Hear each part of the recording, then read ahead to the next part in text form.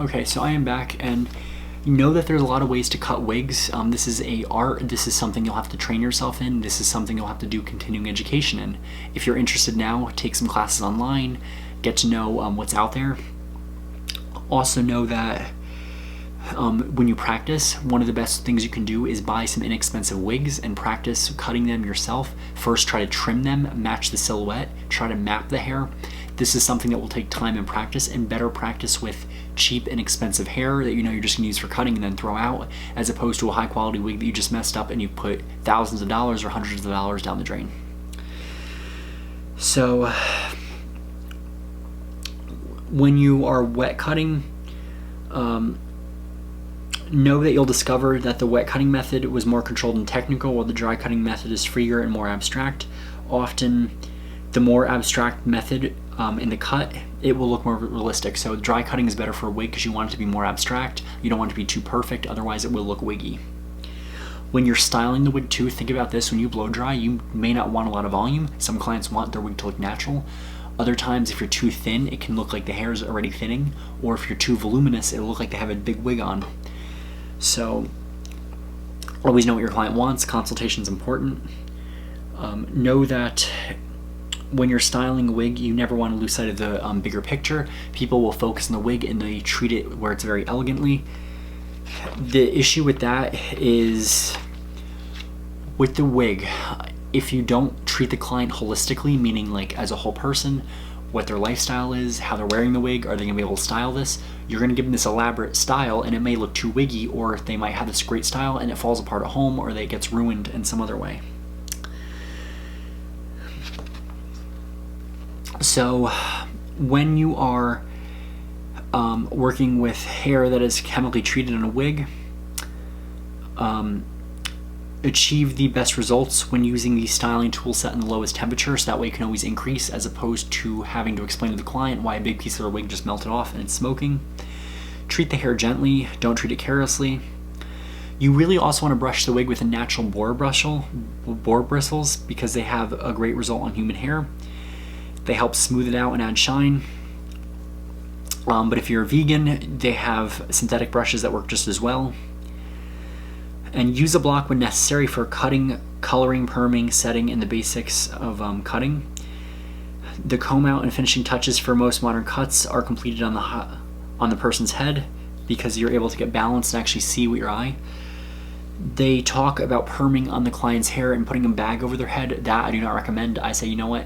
Get an idea of what the hair feels like. Always perm a little bit looser on a wig block. Then you can put it on a client and then it will be all set for them. So know that it's very important to pay extra attention to the crown, the part, and the hairline. Sometimes crowns and parts look natural when they are flat to the head. Other times more natural is attained by adding volume. This is determined by the style. Don't fight how the wig is knotted. Know that if the wig does not have a natural looking hairline or a lace front, back comb gently around the hairline, and this will fluff the edges and give more of a natural look.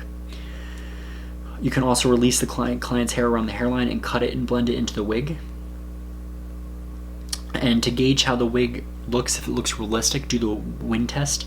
This test stimulates the wind by blowing the client's hair away from their face. Gently blow dry around the client's face with the dryer set on cool and low. Observe how the hairline looks. Does it seem realistic? If so, point out the results to the client. If they are feeling insecure, typically if you're blowing gently with the cool setting and you see that, oh, this area is too thick or it's weighted down, adjust it, make it be a little bit more believable, because hair blows in the wind.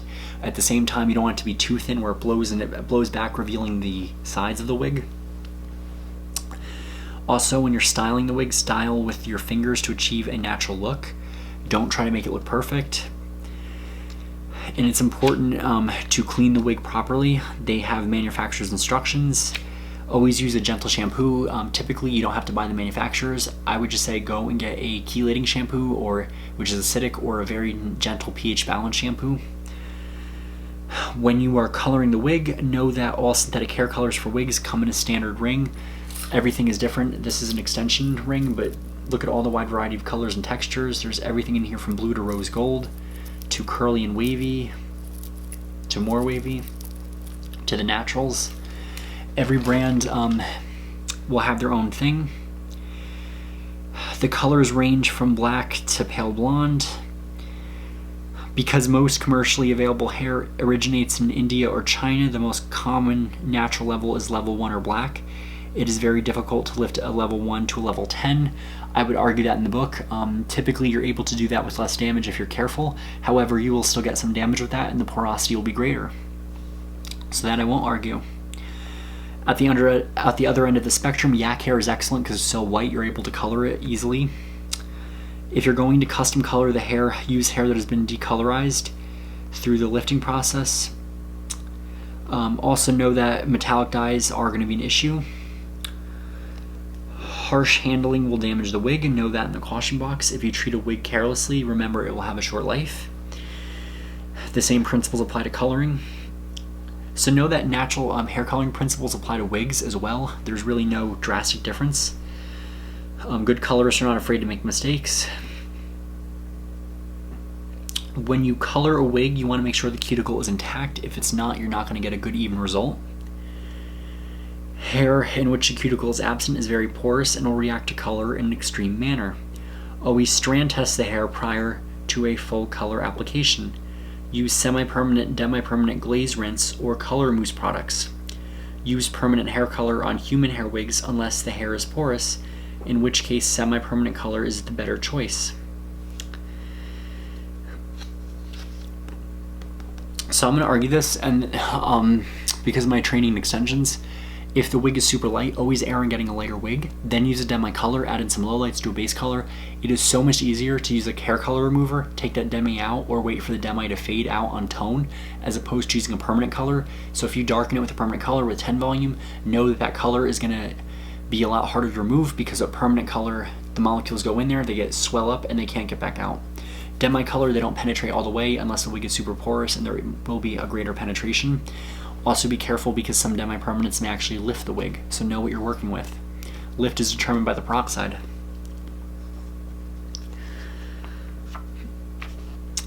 Know that wig hair may be unpredictable. So they give you a whole bunch of tools to use. It's pretty much the same thing. The biggest thing that is different when you're doing wigs and extensions is the sewing needle, the sewing thread, the special shear. There's a thread cutting shear which you do not want to use on human hair because it will buckle the hair. Wig caps, blocks, special adhesives, bonder if you're doing bonder, or the glue. So knowing when you're perming the wig, this is the last section. Also, I would not relax a wig because that will be way too harsh. Know that if you're going to perm the wig, it's important to try to match their natural wave pattern. To do this, here's my own pro secret. Err on the side of doing a larger rod because that larger rod will produce more of a natural result. Try to go a shade larger because worst case scenario, go back in there and perm it quickly with a tighter rod. Typically, a lot of people tend to get permed with the purple and orange rods, a combination. Also do that. Don't just use one rod size, use a mix of two sizes that are on the same scale of each other. That way you're able to get a natural texture, because if you look at my hair, I have tighter pieces and looser pieces. Natural texture is not perfect. Also know that when you're perming the wig, I recommend doing a thiophene perm. The reason being is that thiophene perms contain a protein called cysteamine, and this amino acid, cysteine, is great because it reduces the risk of overprocessing, and you'll get as close to a natural texture as possible, and you can use it on hair that has multiple porosities. So thiophene perm is always the best to use on wigs and extensions. So perform the permanent wave according to the manufacturer's instructions. Perm extensions as they lie flat, and perm the wig as if it's in the natural head form. I wouldn't recommend perming the wig on a client because you can risk getting the perm solution on them and the smell may be overwhelming, so perm it on the wig block. So on to hair pieces, they give you the example of women in the 18th century wearing towering hairdos complete with extensions, various apparatuses such as springs to control the height. So, like Marie Antoinette was one example. Some of the coiffures were 3 feet high and had elaborate visual elements worked into them, such as model ships or gardens. They were often untouched for weeks at a time, and the bad news is they had vermin, so this is where we actually get the term the rat's nest. How would you like having this giant 3-foot piece on your hair where you're trying to balance that with this crazy, gown they had to wear? It was very uncomfortable being a female back then, and even a man to an extent. The fashions were tight, they were ugly, they were crazy looking. Makeup was toxic, you're putting lead powder on. And I think you even used Paris green, which is an arsenic-based dye for wigs. So this was a deadly time. Thankfully, we're not as crazy as that. You're able to get different hair pieces, such as a snap-on ponytail, snap-on bangs. This is a good way to change your look without having to go permanent and cut your hair. If you're, in the boat where your parents won't let you color your hair, typically you might have done something back in the day where you'd go to a Hot Topic or some kind of store, get the colored extensions, put the extensions in, and you'd be able to like hide it and say like, oh, look, I just dyed my hair at home without actually dyeing it. And that was one of the cool things, that you were able to get really cool colors, that there was able to have colors that glow in the dark. Know that you want to be aware of a lot of different things when you are getting, hair pieces, the same things that we, scrutinize wigs for, so I won't rehash that too much. It's important to know, can you color this, can you not? I remember I had this really cool shade, it was like an icy blue shade, and it was a synthetic extension, and it was a glow in the dark. I actually tried to custom heat style it, and I ended up melting it to the iron. Sometimes I even recommend putting the clip-in and massaging it in when you're shampooing, and that apparently works a lot better. How true that is, I don't know. So know that hair pieces are an important area of hair renditions. They sit on top of the client's hair, hair head, covering a portion of it, or clip onto another area such as the nape. And they're usually attached by temporary methods, and they are not worn during sleep. I know it sounds kind of awkward, but you're sleeping without a wig. I will challenge this part of the book, and there are versions that actually last. Look at, it went viral on Facebook a while ago, or Instagram too. There was a way of doing hair for men that were balding, so men that wanted hair. They would shave whatever hair was in here, use an astringent, make it nice and clean. They'd put some glue down and then stick on the hairpiece, and it was almost like a stick-on toupee. I worked with someone that had that. He was actually a salon owner, and you can tell it looked like the head was kind of glued in, so you have to be careful on where you're getting this and what color you're getting and all that good stuff. So know that toupees can be complex and challenging to work with. Fashion hair pieces include falls, half wigs, fall-on cap that attaches with comb, so an inch or so behind the hairline. It can be used with a headband or with natural hair combed straight back to conceal the attachment. Wiglets, chignons, and bandeaus. Bandeaus are usually a fall with a headband attached, so this is your headband wig or your braid. That's a version of that. Cascades are clip-on top curls. Ponytails, bangs, and fillers, which add volume to fine hair. There's plenty of different hair pieces that come in a variety of styles. A lot of them you're typically buying over the counter, or I know TJ Maxx, Marshalls sold them there. Typically your integration hairpiece is going to be someone who wants to just enhance your natural style, so they'll get a little bit of texture in, less maintenance, easier style, or if they want to hide an area of the head. Know that the client's hair can be paired in a number of ways before it's attached. You can tie the hair up into a ponytail, which is the easiest, or a bun, and attach the piece. And it can be as natural or as crazy as you want it to be. Know that there is, in the integration hairpiece is going to be defined for your test as a hairpiece that has openings in the base through which the client's own hair is pulled in to blend the natural or synthetic fiber of the hairpiece. These hairpieces are very lightweight, natural looking products, and they add length and volume to the client's hair. If your client is wearing hair extensions and would like a change, the integration hairpiece can be a good alternative. It is also recommended for clients with thinning hair, but not for those with total hair loss, as the scalp is likely to show through. Know that while men are usually the clients for toupees, women can also wear these hairpieces. Toupee is going to be defined as a small wig used to cover the top and crown of the head.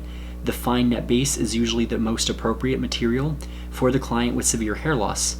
There are two ways to attach toupees: temporarily, tape-ins or clips, or semi-permanent with tracks and adhesives or sewing. So you'll either sew on to the hair around here. There's actually a really good documentary called Girls on the Pole, and I want to, before we do our break, I want to tell you guys to search it up and really look at it, because it shows the power that we have as hairdressers. It uses a really cool method of using a sew-in. So trichotillomania is a disorder, it's an anxiety disorder where you're compelled to pull the hair out. Men and women have it. Men typically pull their eyebrows and eyelashes out, and women typically pull their head and their hair out. And there's many different theories as to what causes this. It could be brought on by trauma, many different things. It's a really cool documentary, Girls in the Pole, and it has a hairdresser that's able to help this young girl who has severe trichotillomania. She's missing all the hair here, and her biggest fear is she's done permanent damage. So what she did was she was able to put the wig on, let her hair grow, and it prevented her from getting her fingers under it. So with her therapy and also having this hairpiece on as a way to deter her, it allowed her hair to grow back in healthier, and she gained a lot of confidence. And I think they showed one area that was at risk of being permanently bald, so she did have a lot of hair that grew back. So that is also what a toupee may be used for if you're doing a sew-in one. Most toupee wearers prize the confidence they gain from wearing it. A lot of men will have a lot of shame about their baldness. This is something that can cause people a lot of pain. They don't want to accept it. They give you an example of a person whose look is totally transformed. We make a lot of assumptions when we look at someone who's a bald man. We think they're less successful. Some of them may think, oh, well, they look like a creeper. They don't have a head of hair. Things like that are all important to remember because when we work with them, we have to understand how they're feeling. So what I'm going to do is I'm going to break here, and then we're going to segue into hair extensions by talking about fashion hair pieces and braid and sew-in extensions, because I know we're getting close to that 17-18 minute mark.